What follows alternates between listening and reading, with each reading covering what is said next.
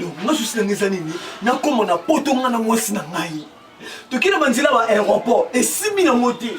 Ou ba ambassade bo et simbi te on liki na ki ni poto et pas spirituel. Papa sunga biso. Azala pas problème. Voilà, Amima ba toi là est belle poto. Comme toi là venir là, pas problème, toi là à voyager. À voyager? Ah, voyager kenda poto spirituellement. Papa, eza vraiment na ndenga solo. Ba nanga za posa poto makasi. Dans des amons à côté sanga pe sentiment na poto. Dans na toza na posa to mona poto. Poto. Misa biso poto. Ah mona poto. Poto. Papa. Pas problème. Là nous là direct poto. Oui, papa. Hein? N'habite to sans scalté. Oh, moi là Pascal.